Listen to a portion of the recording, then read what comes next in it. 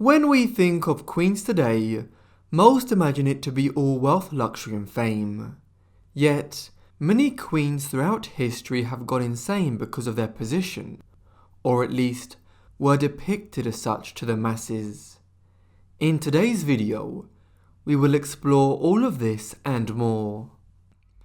For our first story, we are going to 15th century Spain, where one queen ended up having a very troubled life and was labelled as crazy, despite her position. Juana, whose name is anglicised in the English-speaking world as Joan or Joanna, was born on the 6th of November 1479. She was the third child and second daughter of Queen Isabella I of Castile and King Ferdinand II of Aragon, with an elder sister Isabella and a slightly older brother John. But both would die within a year of each other in 1497 and 1498, consequently making Juana the heir presumptive to her parents' dominions. Additionally, Juana had a number of younger sisters, most notably Catherine, who would go on to marry the King of England, Henry VIII. In fact, it was Henry's efforts to divorce Catherine in the 1520s and 1530s, which would famously lead to England's split with the Roman Catholic Church. Juana was born into a family which ruled over most of the Iberian Peninsula, but in a way which is unfamiliar to modern eyes. In the 8th century, most of Iberia had been conquered by the Muslim armies of Arabs and Berbers from North Africa. Only a small portion of the country in the extreme north remained in Christian hands, and here the Kingdom of Asturias had emerged by the end of the 8th century. As the Spanish reconquista of the peninsula occurred gradually between the 8th and 15th centuries, a large number of small kingdoms emerged in different regions. These included the Kingdom of Galicia in the northwest, the Kingdom of Portugal in the west, the Kingdom of Leon in the north, the Principality of Catalonia in the east, and the Kingdom of Valencia to the south of that.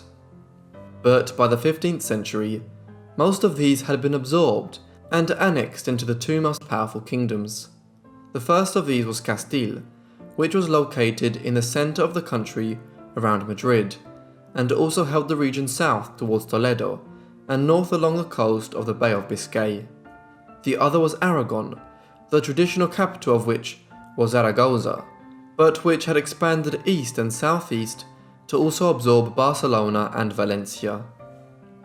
Juana's parents' marriage in 1469 created a marital and dynastic union between the kingdoms of Castile and Aragon. Moreover, with the completion of the conquest of Granada, the last of the Muslim taifas, or principalities, in 1492, the two monarchs came to rule collectively over all of the Iberian Peninsula, other than the independent Kingdom of Portugal in the west.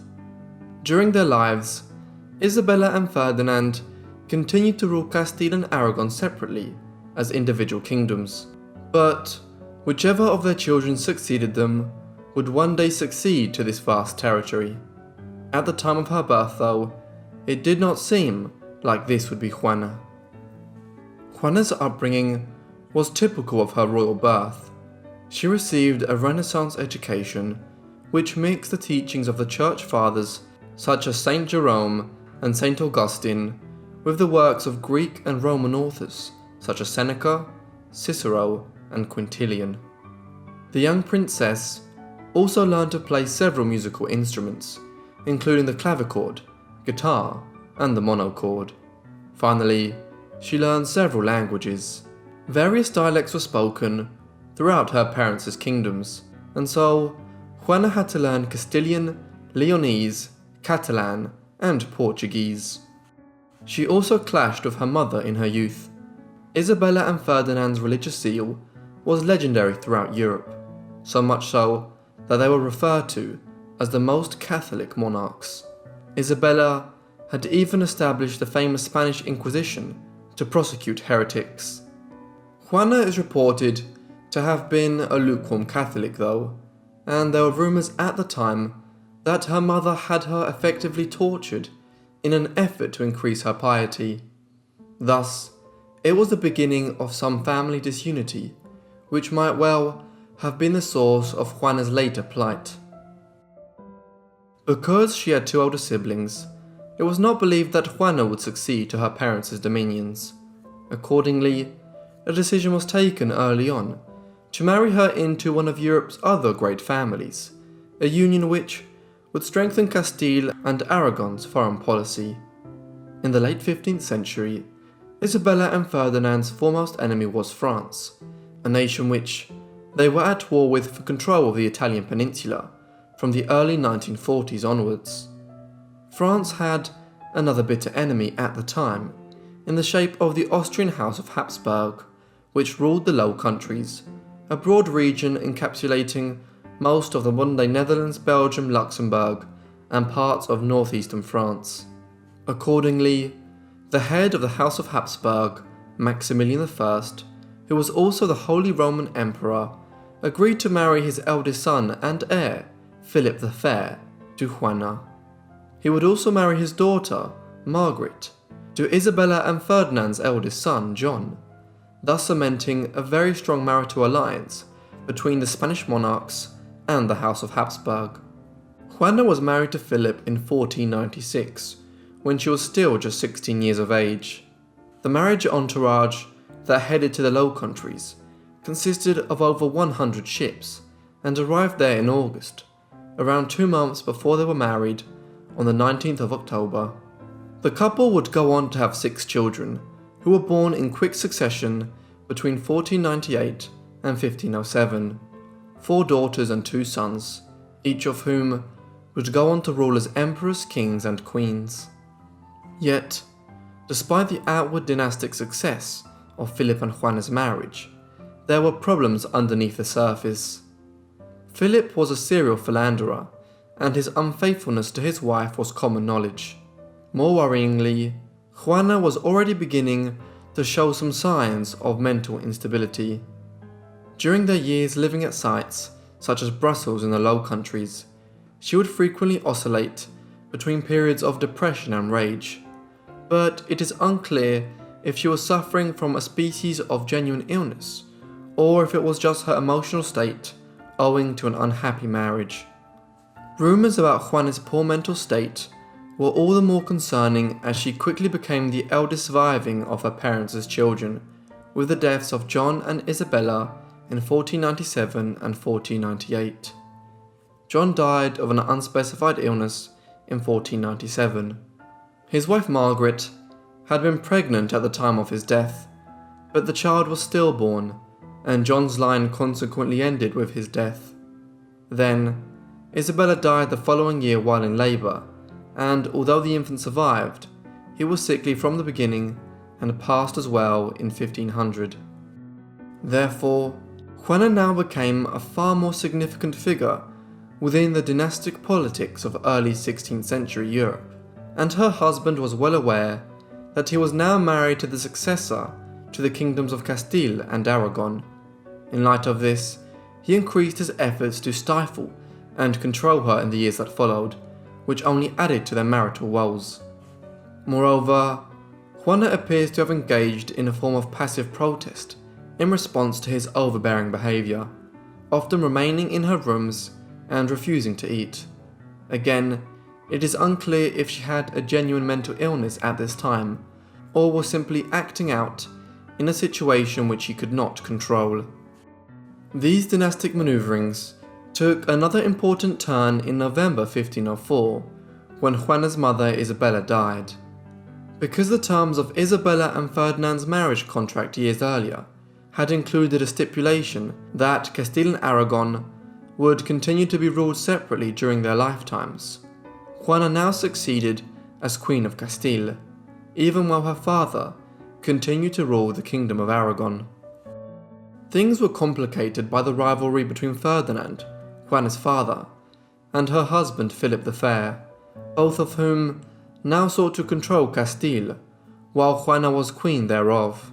Accordingly, Ferdinand began pressing the idea that Juana was mentally unstable. As a result, he argued that he should rule Castile as regent of the kingdom, until such a time as Juana's eldest son Charles was of an age to succeed. This would effectively bypass Juana, who was now being treated as mentally incapacitated, and in the process, Philip II's efforts to interfere in Castile would be blocked. With this strategy in place, Ferdinand undertook a campaign from 1505 onwards to convince the nobles of Castile that he should be elected to rule as regent of the kingdom in his daughter's stead, she being of unsound mind. For her part, Juana did nothing to help her case in the months that followed. Then, in September 1506, her husband died suddenly of typhoid fever. Now, according to several accounts by contemporaries, Juana refused to leave the body of her husband, despite their lack of affection for each other during his lifetime. The Queen apparently kept the coffin in close proximity to her and would frequently have it opened to gaze on the decaying corpse of her husband. At least, this was the story which was widely circulated. The coffin story and others concerning Juana's alleged madness was soon put to good use. In the summer of 1507, Juana was forced to hand over the regency of the Kingdom of Castile to her father. She was now effectively being relegated to a position of zero power, based on the argument that she was mentally unsound, while her father took over Castile. Thus, the alleged madness of Queen Juana had led to Ferdinand seizing power in Castile and adding it to his Kingdom of Aragon. It has accordingly been suggested by many historians ever since that Ferdinand and his followers effectively invented the tale of Juana's madness in order to seize power in Castile, or that her genuine eccentricities were exaggerated to this end. Juana was originally detained at the Palace of Tordesillas in the province of Valladolid, the same place which the famous treaty dividing up the Americas between the Spanish monarchs and the Kingdom of Portugal had been named after in 1494.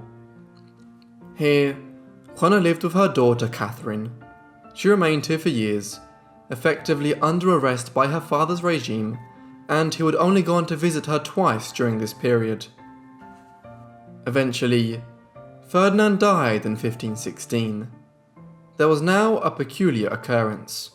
Juana, the supposedly mad queen who had been under house arrest for several years, now finally succeeded to the Kingdom of Aragon. As a result, the kingdoms of Castile and Aragon were finally united under her rule. The new territory she ruled over would be known after the Romans' name for the region, Hispania. It was called the Kingdom of Spain, and Juana was its first queen. But despite this alleged power, Juana remained a prisoner, except now her jailer was her son Charles, rather than her father. In order to ensure his own succession to the United Kingdom of Spain, Charles continued to keep his mother confined as an alleged madwoman. There was one fleeting effort, though, to restore Juana to her rightful place. A revolt gripped Spain in 1520, led by a group of nobles who were concerned about Habsburg influence in the country, a fact exacerbated by Charles basing himself out of the Low Countries and rarely visiting his Spanish dominions. These nobles freed Juana, but when the revolt was suppressed, so with it yet again went the Queen's liberty. It would be the last time Juana was used for political purposes. She spent the next 35 years under house arrest at Tordesillas. Little is known about her life there, down to her death in 1555, when she was in her mid-70s. Meanwhile, Charles went on to become the most powerful ruler Europe had seen since the fall of the Roman Empire, and before Napoleon Bonaparte conquered much of the continent in the early 19th century. In addition to his Spanish territories, acquired by displacing his mother, Charles succeeded to his father's Habsburg territories in the Low Countries, and the Habsburg lands in Austria and Hungary, as well as occupying a paramount position in Germany as the Holy Roman Emperor. Sadly, there is no way of knowing if Juana was actually mad or not. Some scholars have speculated that she might have suffered from some type of schizophrenia, while others have suggested she was bipolar and exhibited signs of manic depression. However, it is also true to say that her alleged madness benefited both her father and her son substantially from a political perspective, and it is entirely possible that Joanna, the Mad Queen, was actually perfectly sane and the victim of a brutal family power grab. Next, we are looking into one queen who ended up marrying her uncle, had a peculiar reign, and went mad towards the end of her life. Dona Maria was born on the 17th of December 1734 in the Ribeira Palace in Lisbon in Portugal. She was the eldest of 4 daughters of the heir designate to the crown of Portugal, Dom José, and his wife, Mariana Victoria. Her grandfather was King John V of Portugal. Maria's childhood was spent being raised within the formal court circles of the Portuguese royal family in Lisbon. She was provided with an advanced education for the time, which would have included literature, languages, study of the Greek and Roman classics, and Roman Catholic theology. In 1750, her father succeeded to the throne of Portugal as King José I. At this time, it was still possible that the king and his wife would have a son, but as the 1750s went on and Queen Mariana's childbearing years came to their end, it was increasingly evident that one of their daughters would eventually succeed King José as the first queen regnant of Portugal in the kingdom's long history. Maria would be that queen if she lived longer than her father. On the 1st of November 1755, when Maria was 20 years of age, one of the most shocking events in Portuguese history occurred. That morning, a vicious earthquake struck the city of Lisbon. Measuring approximately 7.7 on the Richter scale, the quake's epicenter lay about 200 kilometers off the southwest coast of Portugal, but its worst effects were felt in the Portuguese capital, a densely populated city which was first hit by a massive tsunami created by the earthquake, and was then ravaged by firestorms and aftershocks for hours afterwards. The death toll was huge, with some estimates suggesting that as many as 50,000 people lost their lives in the Portuguese capital as a result of one of the most destructive earthquakes in recorded history. While Maria and her family were largely unscathed by the earthquake, her father King José was psychologically scarred by it. In the aftermath of the disaster, he developed an extreme form of claustrophobia, one in which he feared being in walled spaces. Consequently, he moved the royal court to Ajuda, outside the city, where the court effectively met in tents for years thereafter.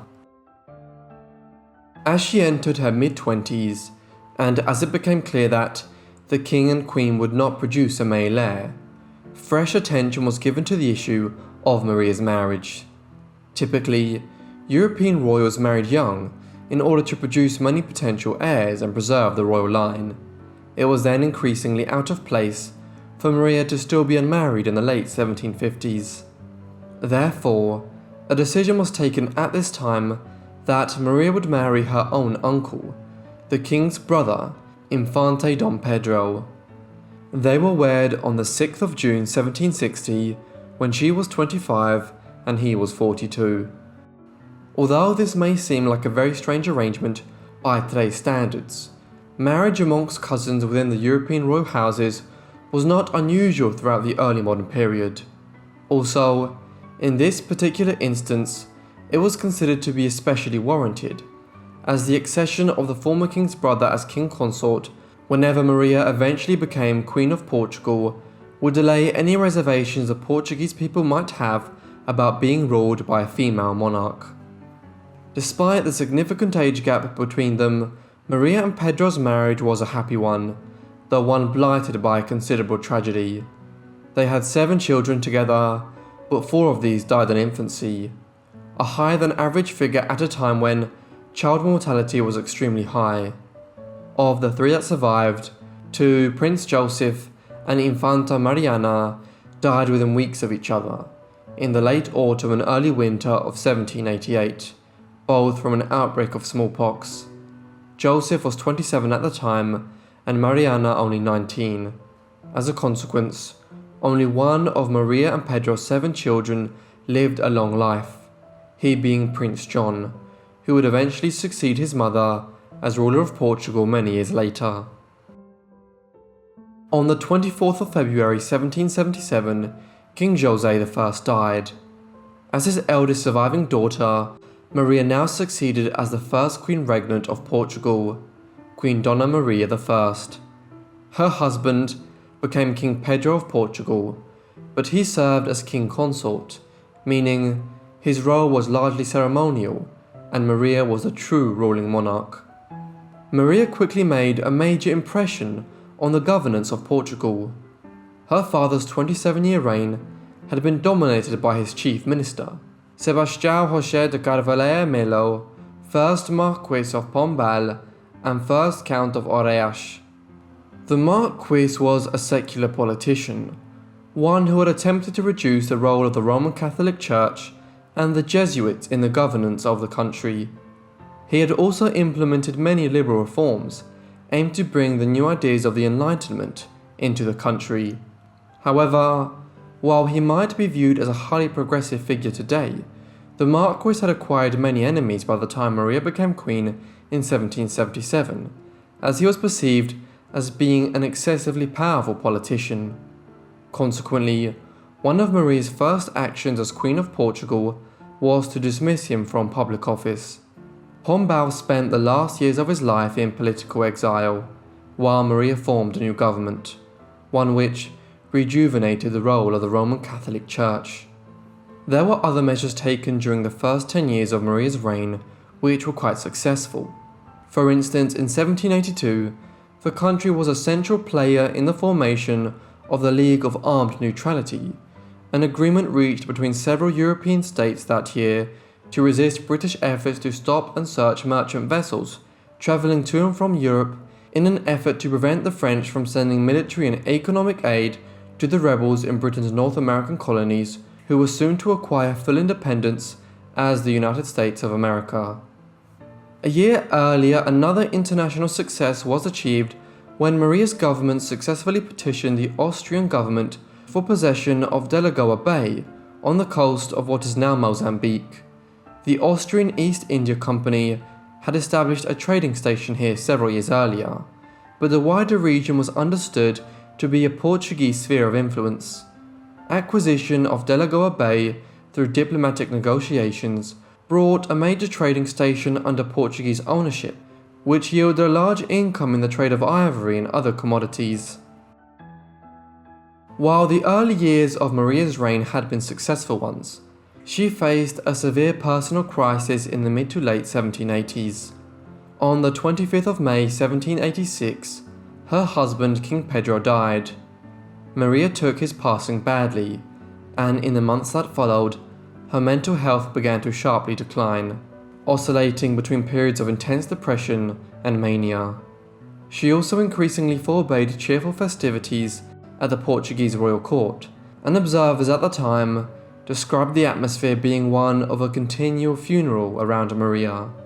The situation deteriorated further in late 1788, when 2 of her surviving children, Joseph and Mariana, died from smallpox within a few weeks of each other, and just a few weeks after that, her confessor, Ignacio de São Caetano, Archbishop of Salonica, also passed away.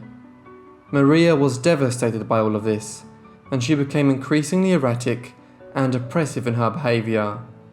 It's also been pointed out that her incestuous ancestry could have contributed to her mental illness, while 2 of her sisters had similar conditions, and her maternal grandfather, Philip V of Spain, and uncle Ferdinand VI, fell into madness at the end of their lives. As a result of her mental decline, medical assistance was sought for the Queen. The aid of Francis Willis, an esteemed physician who had treated King George III of Britain in his mental distress for years, was enlisted, but as with his charge in England, he was unable to provide effective treatment. The reality, in any case, was that Maria's condition was not as severe as George III's. The British king, would eventually become completely incapacitated and spent the last 10 years of his life in an alternate reality. By way of contrast, Maria was most likely suffering from severe clinical depression as a result of the multiple tragedies which she experienced in the second half of the 1780s. Nevertheless, in 1792, a decision was taken by the Portuguese government to effectively sideline the Queen, but now her only surviving child, Prince John, played an increasingly significant role in governing the country, although Maria retained her position as Queen of Portugal. 2 years later, in 1794, the Real Barraca da Ajuda or royal tent burnt down. As a result, the court was moved to Queluz, where the Queen spent most of her day in the apartments. One visitor who stayed near her claimed to have heard the most agonizing shrieks that inflicted on me a sensation of horror such as I had never felt before. Maria's manic episodes not only included screams claiming to be damned and having the devil inside her, but also consisted of her attacking her servants. Strangely, she fluctuated from a state of violent excitement to being completely catatonic. Despite the failed efforts of Francis Willis, she was subjected to other treatments, such as bloodletting and enemas, but sadly these were also of no use. Maria's mental decline occurred as Portugal was beginning to be caught up in the conflicts which would ravage Europe for a quarter of a century following the French Revolution of 1789. When Maria came to the Portuguese throne, the country was a much weakened international and colonial power. In the early 16th century, Portugal had been a formidable power globally, in a fashion which far exceeded its small size and population, with territorial possessions along the coast of Africa, enclaves in India, and an empire in the East Indies. But by the 18th century, it had lost nearly all of these colonies. The exception was South America, where as a result of the Treaty of Tordesillas, a papal agreement which had divided the Americas and much of the Far East between Spain and Portugal in 1494, Portugal had ended up in control of Brazil. This enormous colony had only developed slowly in the 17th century, but by the late 18th century, it was becoming a major state in the Americas. Portuguese possession of this part of South America would become a major factor in Dona Maria's reign, as a result of the wars which began to emanate from France in the early 1790s.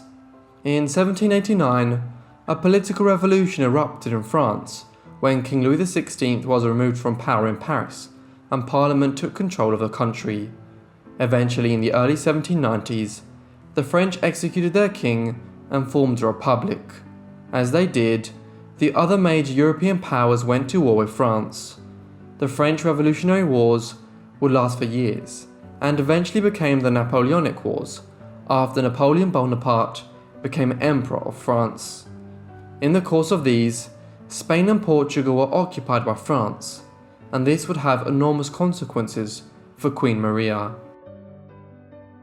The wider European conflict had impacted on Portugal from 1801 onwards, when the Spanish, with French encouragement, began seizing some border towns in northern and eastern Portugal.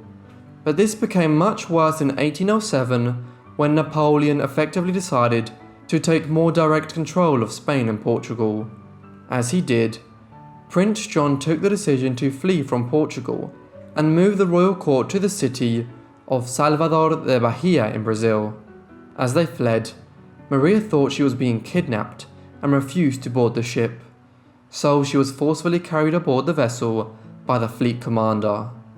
It's claimed that she spent much of the 3-month voyage screaming, terrifying the ship's crew.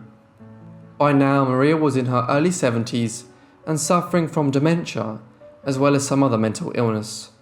She would spend the last years of her life presiding over a Portuguese royal court in exile in Brazil. These years were peculiar ones for Maria and the Portuguese nation as a whole. No sooner had they established themselves in exile in Brazil than a campaign was undertaken in Portugal by the British general Arthur Wellesley to reconquer the country from the French and then expand the conflict into Spain. The Peninsular War, as it became known, proved to be a central part of the Napoleonic Wars in the years that followed. The role of the Portuguese government in providing resources from Brazil throughout this was significant, and in 1815, Prince John decided to elevate Brazil from the status of a colony to that of a separate kingdom, in recognition of the aid it had provided to Portugal during the wars. Maria died on the 20th of March 1816 at the age of 81 at the Carmel convent in Rio de Janeiro. She was succeeded by her only surviving son, Prince John, who had ruled Portugal informally for many years, and who now officially succeeded as King John VI. To this day, there is no consensus on what mental illness afflicted Maria, yet research suggests that she likely suffered from bipolar disorder. Despite her psychological issues, Maria is well thought of today. In particular in Brazil, she is viewed as an important figure in the formation of the Brazilian state, as her reign saw the country elevated to the status of a kingdom, an important step in the eventual establishment of Brazilian independence in 1822. Thus, while she is often known as Maria the Mad today, Queen Maria I was actually a largely successful monarch in Portugal's political history. Picture this: you are a Belgian princess, marry an Austrian archduke, and become Empress of a country all before you're 25. Sounds great, right? Well, in our next story this all happens, but the Empress's life takes a tragic turn, and she then starts to lose her mind. Marie Charlotte Amélie Augustine Victoire Clémentine Léopoldine, better and more simply known as the Princess Charlotte during her youth, was born at Laeken Castle just outside Brussels on the 7th of June 1840. Her father was Leopold I, the first king of the newly established state of Belgium, while her mother, Louise, was the daughter of King Louis Philippe of France. As her parents' only daughter, Charlotte would have doubtlessly been expected to marry in such a way as to strengthen the new Belgian kingdom's diplomatic ties to another European state. But at the time of her birth, no one could have been aware of exactly how much her future marriage would impact the trajectory of her life. She was reared and educated close to the royal family during her youth, albeit within her own household. But this changed late in 1850, when Charlotte was just 10 years old. In October of that year, her mother died of tuberculosis, and thereafter, Charlotte's upbringing was entrusted to the Countess of Holst, a close noble friend of the royal family. This dynastic arrangement, which would so impact on her life, was negotiated when Charlotte was quite young. On the 27th of July 1857, she was married to Archduke Maximilian of Austria, a 25-year-old who stood close in the line of succession to his brother Franz Joseph, the Emperor of Austria. Fortunately for the couple, the early years of their marriage were relatively happy. When in Vienna, the Austrian capital, Charlotte was praised for her beauty and the ease with which she navigated the imperial court and its rituals, while the couple also spent much time in what is now the north of Italy, where Maximilian was serving as viceroy of the Austrian provinces of Lombardy and Venetia. But when these provinces were subsequently lost, the couple moved to a new residence near Trieste on the Adriatic coast. It was an idyllic start to their union, but it was soon to be rudely interrupted by events very far away in Mexico. Mexico had acquired independence from Spain in 1821, during a series of rebellions which had seen the Iberian nation lose most of its vast empire in the Americas. The new Mexican state was briefly established as an empire between 1822 and 1823, but thereafter it was ruled as a republic. Yet, there were always opposing parties within Mexican politics which sought to establish a more conservative regime, possibly with the foundation of a Mexican monarchy or a new empire. In the early 1860s, these competing political forces began behaving in ways which brought the situation to a head. The spark was a dispute between several European powers and the Mexican state over debts which the government in Mexico City had built up in the 1840s and 1850s, owing to the cost of initiatives such as the Mexican-US War. As it was unable to meet its repayments, in 1861, Mexico was invaded by France, Spain, and Britain in an effort by these three powers to recover their money. While Spain and Britain quickly left, France remained, and the head of the French state, Emperor Napoleon III, now began formulating a plan for a more concerted intervention in Mexico's politics, and this would involve Charlotte and her husband. As early as October 1861, a group of conservative Mexican politicians, with the support of Napoleon, had sent a letter to Europe to offer to make Maximilian Emperor of Mexico. The Archduke was perceived to be a highly suitable candidate. Not only was he a member of a European royal family, but a member of the Habsburgs, the royal family which had ruled Spain when Mexico was first conquered by the Spanish during the 16th century. As such, Maximilian and Charlotte were deemed to be the best candidates available to become the Emperor and Empress of Mexico, and were backed by Mexican conservatives and France. Maximilian, though, was initially reluctant to accept the offer, and it was only after protracted wrangling over the specific terms of the offer that he agreed to become emperor in October 1863. Charlotte's intervention with Maximilian is believed to have been critical. The Archduchess was strongly in favour of the scheme, and it is widely understood that she was a highly ambitious woman at this point, who believed Maximilian and she could thrive as the rulers of a Central American state. Thus, it was in the spring of 1864 that the young couple set sail for the Americas. There, the woman who had been born the Princess Charlotte, and became Archduchess Charlotte through her marriage, would now become known as the Empress Carlota. However, despite their high hopes, the royal couple were not received well in their new home. Many factions within Mexican politics refused to recognize them, and a civil war was soon underway between the conservatives, who backed the new empire, and a coalition of liberals and republicans who fought to preserve the republic. Despite the less than ideal circumstances, Carlota did attempt to undertake some important work as the new Empress of Mexico. In addition, not only did Carlota learn Spanish, but she also took a genuine interest in Mexican culture, including art, literature, and history, even visiting the Yucatan Peninsula in 1865 to view some prominent Mayan ruins there. In an effort to secure their position, she and Maximilian also adopted two members of the Iturbide family, the descendants of Agustin de Iturbide, who had ruled as Mexico's first emperor over 40 years earlier in the 1820s. In the absence of a child of their own, Carlota and Maximilian used the Iturbide children as a means of securing their position by demonstrating to the Mexican political society that there was a clear line of succession should anything befall Maximilian. But these efforts were not enough, and sadly for them, their rule would not last for much longer. Gradually, in the mid-1860s, the support which Maximilian and Carlota had enjoyed amongst certain parties in Mexico evaporated. Their rise to power had been facilitated by the United States, having been distracted by its own civil war between 1861 and 1865. But with that over, Mexico's northern neighbour began taking a more active involvement in affairs to the south, favouring the Republicans who opposed Maximilian. Moreover, Napoleon III was increasingly distracted by events in Europe itself, particularly the threat of war with Prussia. Therefore, he began to shift France's interests away from Mexico.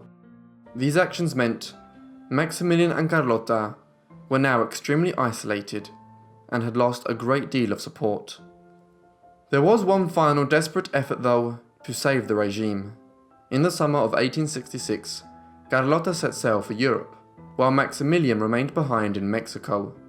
Her mission was to drum up support for their cause amongst the royal dynasties of Europe.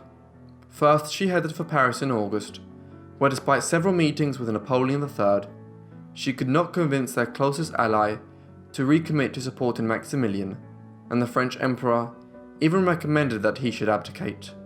From there, she proceeded onwards to Rome, where she hoped to convince Pope Pius IX to throw his support behind Maximilian, a measure which might have led to the support of Europe's Catholic powers, if successful.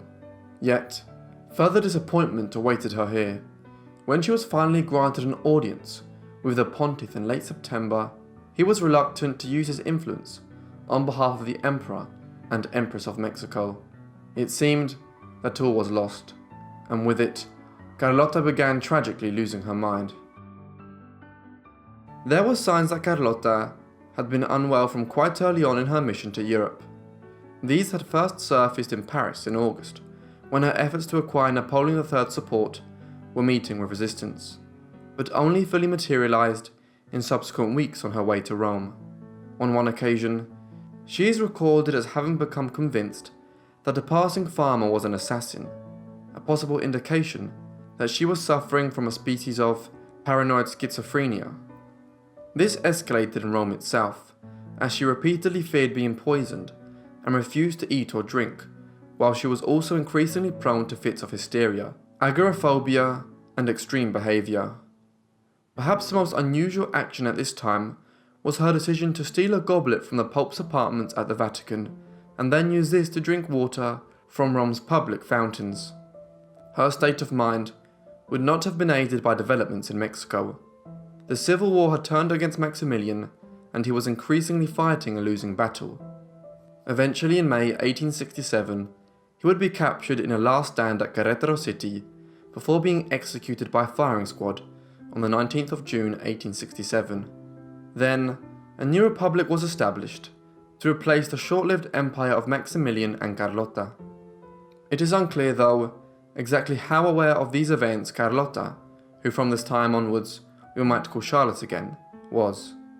By the summer of 1867, she was back at Trieste on the Adriatic coast, at the palace where she and Maximilian had lived for some time before their Mexican debacle. Charlotte had been moved here once her brother King Leopold II of Belgium and her brother-in-law, the Emperor Franz Joseph, had learned of her deteriorating mental state.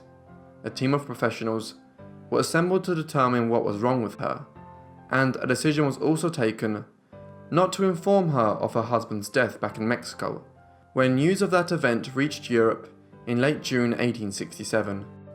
There was widespread interest in Charlotte's case throughout Europe in the late 1860s. In 1867, several reports in the British Medical Journal outlined her mental decline.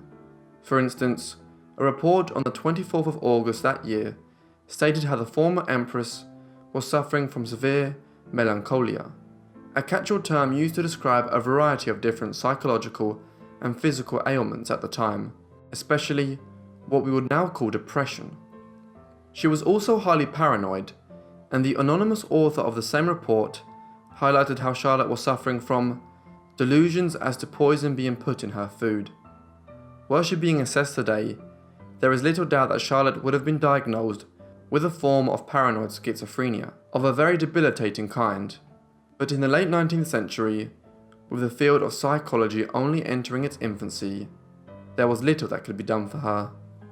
Whatever the exact specifics of Charlotte's ailments were, she never fully recovered from them.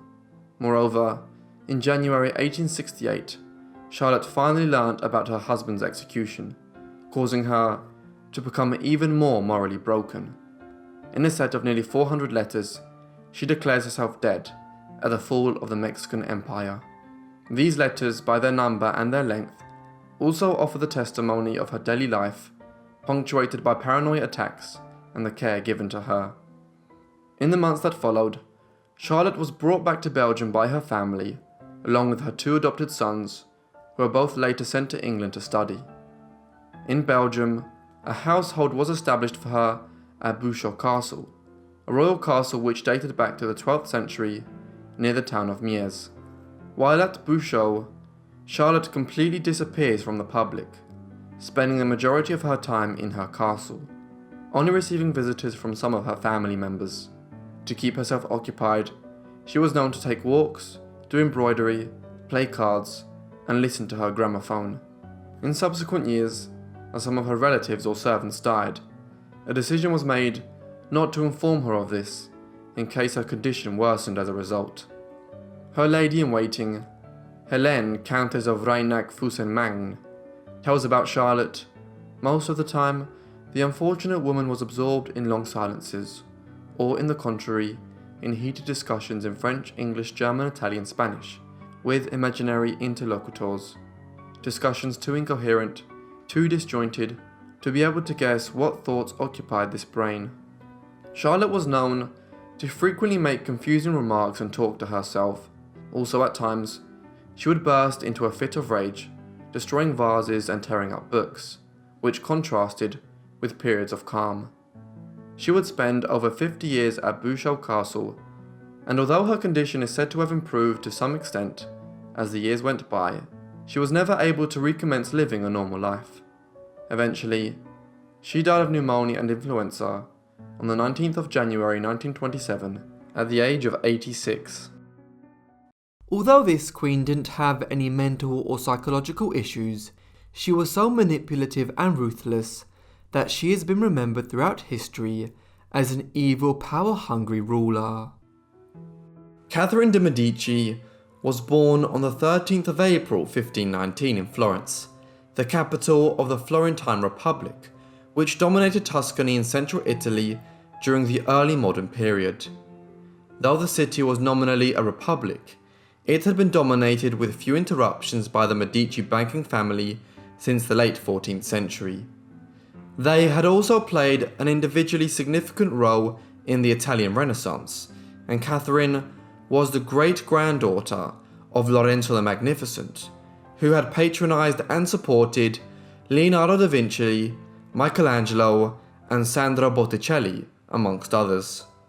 While the period of the Italian Renaissance was one of great cultural achievement on the Italian peninsula, it was also one of profound political instability, as France and Spain, the European superpowers of their day, vied for hegemony over Italy's numerous smaller city-states.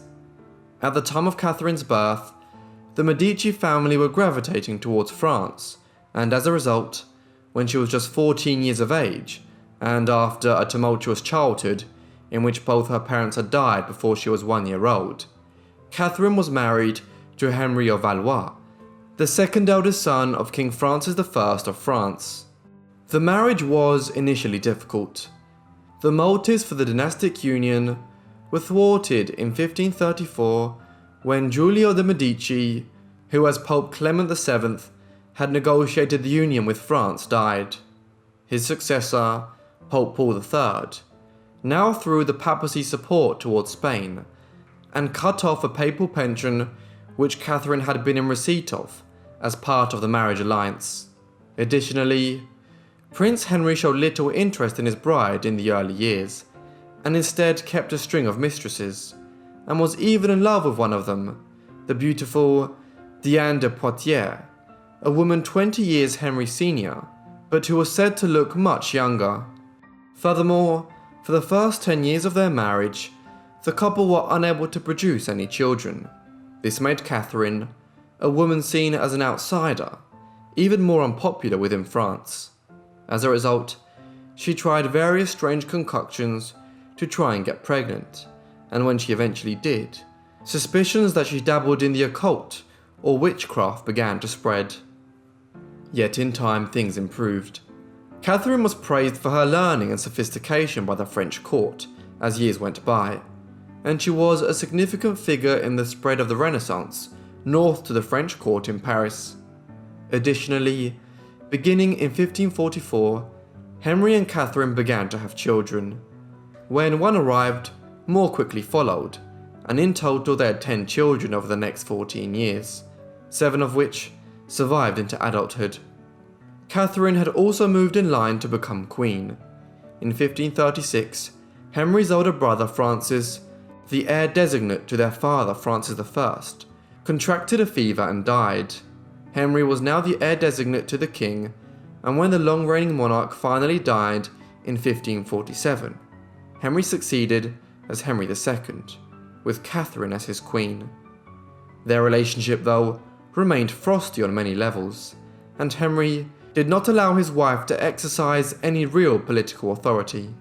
Well, Catherine was largely kept in the background, while Henry's lover Diane got all his attention, as well as titles, property, and many gifts in the form of expensive clothing and jewellery. Henry even appointed Diane as Catherine's lady-in-waiting. During this time, Catherine took to the sciences and became fascinated by astrology, astronomy and physics. She also became friendly with the reputed seer, Nostradamus, and because of this, tales of her interest with the black arts and necromancy began to spread. As well as this, she was claimed to have agents who used poison to kill her enemies, and while all of this is questionable and likely exaggerated, it is reported that, during her time in France, the sale of antidotes soared. Then, in 1559, Henry died in a bizarre jousting accident during a series of games held to mark the eventual establishment of peace with Spain after decades of fighting. Thus, Catherine was cast as a political novice into the role of ruling France as Queen Regent on behalf of her son, the new King Francis II, and she would occupy a prominent position in French politics for the next 30 years. In the end, Francis II's reign proved short-lived too, as he died in December 1560, just 17 months after becoming king and when he was just 16 years old. It's unclear what he died of, but the most likely cause was meningitis. He was succeeded by his younger brother Charles, who became King Charles IX. The new monarch was just 10 years old, and Catherine would have to fight for his interest for many years, as he grew up within the labyrinth of French politics during the mid-16th century. Catherine had her work cut out, as France had ended up with a child king at the exact moment that the country needed strong central leadership. At the heart of all of this was the issue of religion. During the 1530s and 1540s, Protestantism had spread westwards from Germany into Western Europe. The Low Countries around the present-day Netherlands and the Swiss cantons had quickly become regions in which Protestants predominated. However, the situation in France was more complex. Some parts of the country, such as the north and northwest around Normandy and Brittany, remained overwhelmingly committed to Roman Catholicism, but large parts of the south of France, particularly those in proximity to western Switzerland and the city of Geneva, embraced Protestantism. These French Protestants became known as the Huguenots and were agitating for freedom of worship in France. So committed were they that in 1562 the Huguenots entered into a war with the French government to obtain freedom of worship. It was the start of the French Wars of Religion, which would plague France for the remainder of the 16th century.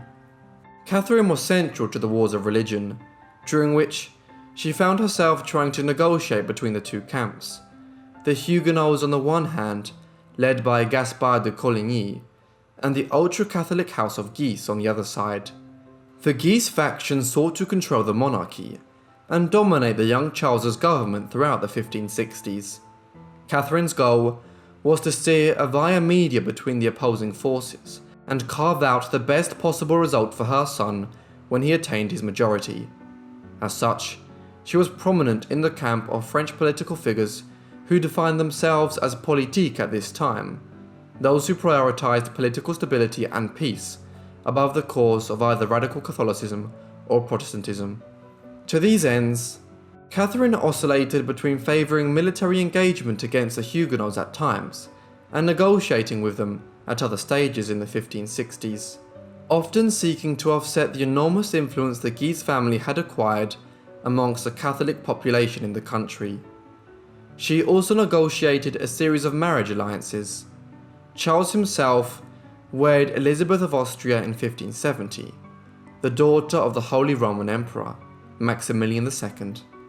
She also tried to negotiate a marriage alliance with the Protestant Queen of England, Elizabeth I, through a union with one of her younger sons, and negotiations for a possible betrothal to Francis, Duke of Alençon and Anjou, dragged on until the late 1570s. However, it was the marriage alliance that Catherine negotiated for her daughter Margaret to marry Henry of Bourbon, the Prince of Navarre, in 1572, which led to the events which Catherine is most vilified and remembered for. Henry of Bourbon was the prince of the small Principality of Navarre in southwestern France, along the Pyrenean border with Spain. Though a prince in his own right, he was also a subject of the French crown. But there was an additional complication to the marriage union. Henry was a Protestant, and had, in the course of the early 1570s, become one of the leaders of the French Huguenots, despite his youth. As such, the marriage of King Charles's sister to Henry was negotiated in an effort to bring the wars of religion to an end, and also, Catherine hoped, to reduce the influence of the Guise family in the process. Thus, Henry and Margaret were married on the 18th of August 1572, in the Notre Dame Cathedral in Paris. Nevertheless, the wedding of Henry and Margaret was overshadowed by an event which occurred a week later. The wedding had seen thousands of Henry's supporters drifting into Paris, and as French Huguenots roamed the streets of Catholic Paris, tensions in the city began to escalate. These now boiled over on the night of the 23rd of August, 5 days after the wedding, and into the morning of the 24th, the feast day of Saint Bartholomew. The Saint Bartholomew's Day Massacre, as it would become known, was one of the most infamous incidents of religious violence perpetrated during the Wars of Religion, which plagued Europe for a century in the aftermath of the Protestant Reformation. The incident which sparked the massacre was an attempt on the life of Gaspard de Coligny, one of the leading Huguenots of the time, on the 22nd of August. Tensions flared in Paris as a result, and on the night of the 23rd, this boiled over as Catholics throughout Paris began attacking the thousands of Huguenots who were visiting the city. By the morning of the 24th, the violence had spread widely outside of Paris itself. By the time it ended, at least 5,000 people, mostly French Protestants, had been killed, and perhaps as many as 20,000, while dead bodies and blood littered the streets of central Paris. Catherine was soon being vilified for having instigated the massacre, and the supposition that she provoked the violence and failed to make her son, King Charles IX, stop it, had led to her developing a reputation as the Black Queen, or a master manipulator. In this light, Catherine was perceived as having organised the union between her daughter and Henry of Navarre, as a means of drawing the Huguenot leadership and their followers to Paris, where she then organised for them to be massacred on Saint Bartholomew's Day. Yet for all that Catherine was cast in this light, she was not really responsible for the violence. The attempt on Coligny's life, which led directly to the massacre the following night, was likely the work of the Guise family, who wanted to scupper the potential alliance between the crown and the Huguenots. Moreover, Catherine did convene the royal council on the 23rd of August, prior to the massacre, in an effort to restore order in Paris before blood was spilt. That this was unsuccessful was owing to her son Charles, a weak and ineffective ruler whose failure to act was compounded by reports that he muttered on the 23rd to his advisors, "Kill them all." Thus, Catherine's reputation as the mastermind of the St. Bartholomew's Day Massacre, an event which outraged Protestant sentiment across Europe for years to come, is almost certainly unwarranted. Catherine's role in French politics continued well beyond the events of 1572. 2 years later, Charles died of tuberculosis without an heir. Therefore, Catherine's next eldest son, Henry, now became king as Henry III. However, the new monarch was absent in Poland at the time, where he was a contender for the throne of the Polish-Lithuanian Commonwealth. Consequently, for a time in 1574, Catherine yet again became the Queen Regent on her absent son's behalf, and she would remain an advisor to Henry throughout his reign. However, she wasn't well liked by the French public, and she was frequently blamed for any problems that arose. In light of this, in 1574, an anonymous author published a piece which was extremely critical of her, and so Catherine's reputation as an evil queen was further cemented. During her rule, countless accusations about Catherine were thrown around. These included that She poisoned the mother of Henry of Navarre, had a room in her castle full of poisons, and that she even provided prostitutes for her recently deceased son when he was still quite young. In 1577, one Pierre L'Estoile described a banquet held by Catherine. Here he claimed, "At this lovely banquet, the most beautiful and charming women of the court were employed as serving ladies, being half naked, with their hair down loose like brides." But this was probably quite far-fetched. Well, he wasn't even there. In the 1570s and into the 1580s, Catherine strove gallantly to stop France from descending into even greater unrest. The wars of religion continued, but she successfully managed to steer her sons, the King and the Duke of Alençon and Anjou, from entering into a new war with Spain in the late 1570s, for which the crown was completely unprepared in the context of France's own internal instability. She also managed to limit the power of the Guises to some extent, but they remained a thorn in the country's frayed political landscape, at several times threatening to negotiate their own alliance with Spain and bring Spanish troops into the country against the Huguenots. By the mid-1580s, Catherine was elderly and increasingly ill, and died on the 5th of January 1589, aged 69. Just 9 months later, her son Henry III was assassinated near Paris by Jacques Clement, a Catholic fanatic who was unhappy at the monarch's unwillingness to confront the French Huguenots head-on. Henry died himself without a male heir, and his younger brother Francis had died some years earlier. So now, in a strange twist of fate, Henry of Navarre, whose wedding 17 years earlier to Catherine's daughter Margaret had triggered the St. Bartholomew's Day massacre, became the new king. As King Henry IV, he soon agreed to convert to Catholicism if it meant that the wars of religion could be brought to an end, famously proclaiming that Paris is well worth a mass. In 1598, he brought the religious conflict to an end when he issued the Edict of Nantes, which gave French Protestants the freedom of worship they had long sought. Thus, the French wars of religion were ended, but not by Catherine's sons, but by the man to whom she married her daughter in 1572 as the prelude to one of France's most tragic and notorious incidents. For our final tale, we are going to the island of Madagascar, where one queen killed thousands of her subjects. This shocking tale was narrated by Mortis Media. Ranavalona is thought to have been born around the year 1778 on the island of Madagascar. Her original name at birth was Ramovo. Even though the island is located in the Indian Ocean, around 400 kilometers off the coast of East Africa, it's thought she was most likely descended from the most dominant ethnic group, the Merina, who trace their origins back to Indonesia. Madagascar is the fourth largest island in the world, with incredible landscapes and a widely diverse population. The latest archaeological evidence suggests humans inhabited the island much earlier than first thought. A team of scientists from the Zoological Society of London discovered fossilized animal bones which appeared to show cup marks. The bones date back 10,000 years. A large proportion of the modern-day inhabitants trace their roots back to the settlers, who first began arriving by boats around 500 AD from Africa and Indonesia. Together, the settlers became known as the Malagasy people.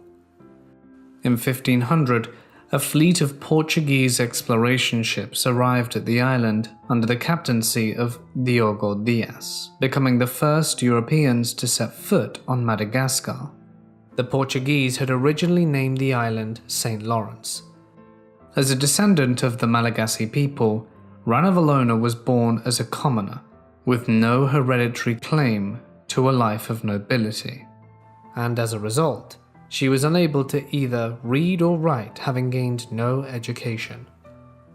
Her ascent to the throne was merely by chance.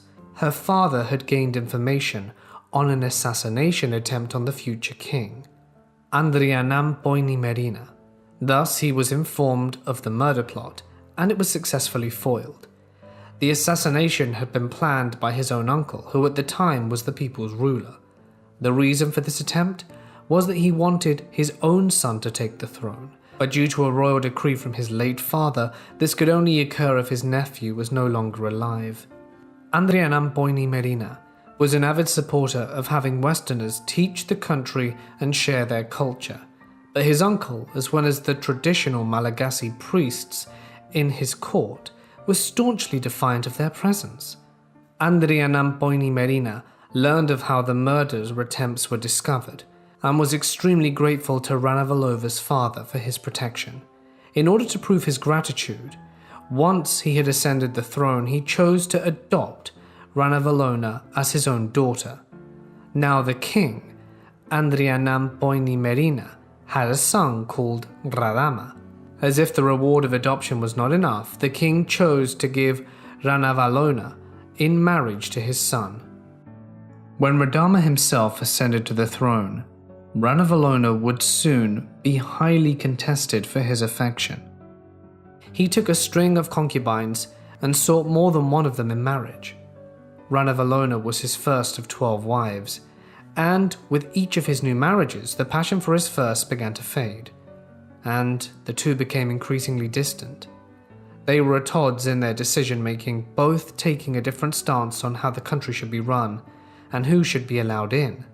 To make matters worse, Ranavalona bore no children, and so with Radama's succession very much in the balance, she would need to act fast if she wanted to secure her place in the line of candidates. Having not been able to provide her husband with a son to succeed him, her future would be thrown into disarray.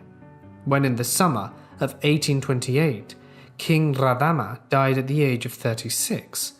According to historical records, he had been suffering immensely from what appears to have been syphilis or cirrhosis of the liver, and in some more dramatic records of his death, it is claimed he cut his own throat to escape the pain of his suffering. Radama had died with two of his closest courtiers by his side. Both courtiers favoured Rakatobe as his successor. Rakatobe was Radama's eldest sister's son, and was considered to be intelligent, as he was the first pupil to have studied at the first school established by the London Missionary Society in Antananarivo. The two courtiers failed to report the king's death for days due to the fear of revenge from denouncing one of their king's rivals, but a high-ranking military officer called Andrea Mamba found out about the king's death and worked in collaboration with other powerful officers to have Ranavalona named as Radama's successor rather than Rakatobe. Despite his death at a young age, Radama's reign had been a success. He'd managed to unite the different tribes and clans of Madagascar into one kingdom by organizing a highly trained military force to embark on a conquest through the other tribal lands of the island. He also opened the country up to Christian missionaries, craftsmen, and foreign trade, eager to bring in foreign influence. Although he himself wasn't a Christian, he was persuaded by the missionaries to abolish slavery, which he eventually agreed to despite the protest of some of his closest advisors. Radama had set his sights on a close alliance with the British in particular. Welsh missionaries began arriving on the island under the direction of the London Missionary Society, who managed to successfully convert much of the Marina court before providing Western education to school children. Despite the success of Radama's reign, which had managed to bring prosperity to the island, his successor would bring torment and destruction. It was decided that Ranavalona would become the next ruler of Madagascar. Power had a huge impact on her life. Her husband had avoided certain people, but Ranavalona reveled in their attention and quickly began to eradicate her enemies and other possible heirs to the throne. This included Rakatobe. After learning that Rakatobe was her main rival for the crown, she had his mother locked up and starved to death, as well as having him killed. She ordered more of her enemies to be executed and tried to cut the island and its population off from outside influence. Settlers from Great Britain and France had occupied nearby territories and had good relationships with the Malagasy people, but Ranavalova would sever ties with them completely. She told the British and the French that she would not honour a treaty that had been made by her husband. The relationship between France and Madagascar had gone into meltdown. Arguments had broken out between Ranavalona and King Charles X of France, and in 1829 King Charles gave the order for his forces to invade the island.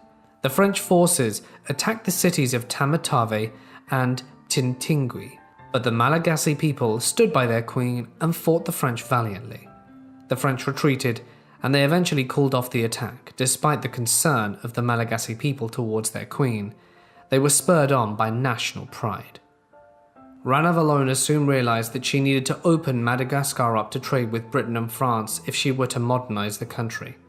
With the potential of exporting rice and cattle, she sent delegations to Paris and London to work on a new treaty, but trade negotiations were unsuccessful. Madagascar didn't sign a treaty with either France nor Britain, and in 1845, a joint force of French and British troops invaded. Once again, the Madagascans managed to repel the attack. Because of this, Ranavalona decided to become less dependent on the imports from European powers and began to set up factories all over the island that would be capable of manufacturing their own goods. Some of these factories could employ more than 20,000 at one time. The Madagascans began to manufacture their own products on a large scale, which included ink, guns, ammunition, rum, cannons, porcelain, silk, bricks, and much more. The reliance on Europe faded, but the country still maintained a good trade relation with the United States through the island's transition. Using their own products, Ranavalona had a huge, beautiful palace built in the capital city of Antananarivo. She also had a code of laws written and had her scholars create the first dictionary in Marina. While at her palace, she would have her servants wash her with the soap that the Europeans had taught the Madagascans to make. She would wash in a bathtub on the balcony in full view of the city's population. She would be completely naked except for the hat she wore, as she reveled in the attention of onlookers below. She would also throw large parties at the palace, showcasing her love for the arts, having the palace walls adorned with Napoleonic paintings. The Queen's reputation as a ruthless monarch was spreading fast. Just as she had severed ties with foreign countries, she also denounced their teachings, especially their religions, and anyone who refused to renounce their Christian faith was thrown off the cliff outside of Rova. Ranavalona wanted the island's inhabitants to return to their original traditions and faiths. The original Malagasy religion believed in Zanabari as the creator. However, a large portion of the population had already accepted different beliefs before the time of her reign. Some Christians still refused to give up their faith, even on the order of death. Despite the defiance of her people accepting foreign beliefs, she did ask that some missionaries stay on the island in order to give the children a non-religious education. The missionaries refused, and they began to go elsewhere in order to continue their religious work. After their departure, the Christian population on the island was severely persecuted, and many being killed in horrific ways. She would push Christians from cliffs, behead them while their relatives were made to watch, and many more being poisoned, starved, or tortured. Ranavalona was a figure to be reckoned with. She was hated by all that knew her, but she was also terrifying to every one of her subjects. She had become known to the history books as Ranavalona the Cruel, or the Mad Queen of Madagascar. The British Quarterly labelled her as the Diocletian of our days, in reference to the Roman emperor who became known as one of the worst persecutors of Christians. Her cruelty towards Christians on the island was only the beginning. She would lead a reign of terror which would ultimately result in the death of around 1/3 of her subjects. She decided to expel all foreign missionaries, diplomats, and tradesmen, and after the failed invasion attempt, she cut the heads of Europeans and stuck them on pikes, which were then taken to line the beaches in an attempt to warn off any further attacks. Ranavalona declared, "Whoever breaks the laws of my kingdom will be put to death, whoever he may be." The longer her reign went on, the more she became paranoid. She wanted to test the loyalty of her subjects using a method of poison. The technique involved a subject eating 3 chickens' skin, followed by a toxic tagnia nut or kernel. Then Ranavalona induced vomiting in the accused. If all 3 skins came up in the vomit, it proved the person to be innocent. If the opposite happened, the person was guilty. She also had a knack for ignoring the suffering of her people. having declared that thousands of her subjects must attend a great buffalo hunt in 1845.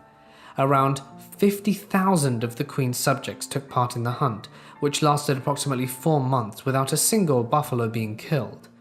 A road had to be built along the way to ensure the Queen's comfortable travel. This road ran through the roughest terrain on the island and led to the death of over 10,000 people due to starvation, malaria, and exhaustion. In 1853, traders from Mauritius and Reunion offered Ranavalona a sum of $15,000 as a gesture of goodwill to the damage caused by the attacks in 1845. Trade was re-established, and for a while the relationship seemed to be going well, but the French and British still thought she couldn't be trusted. In time, Ranavalona had a son who she named Rakoto Radama. By the time he was 27, he had formed a warm relationship with French and British and other European people. He was also keen to open the country back up to foreign influence. Despite his mother's best efforts, he took an opposing stance to the way in which she ruled the kingdom. With her son and future heir to the throne opposing her rule, the French and British governments hatched a plan to overthrow the Queen and have her son installed as the new king. Eager to take control, Rakoto agreed to take part in the plan. Despite his desire to rule, the plan was foiled, and Ranavalona was deeply saddened by her son's attempt at betrayal. She had spent her whole life fighting and killing her rivals, even within her own court. But this time, it was her son that had attempted to bring her reign to an end. On August 16th, 1861, Ranavalona died in her sleep at the age of 83, after a 33-year reign. Her son Radama II, as he was known, succeeded her. Thank you so much everyone for watching this video on these various insane evil queens. I hope you found it interesting. Let me know what you thought of their lives down below in the comments. And if you want more long compilations like this, be sure to let me know down below in the comments. I hope all of you had a very great Christmas and Happy New Year to everyone. Thanks to all of you for another great year. So I'll see all of you in the next Forgotten Life and in 2024. Thanks.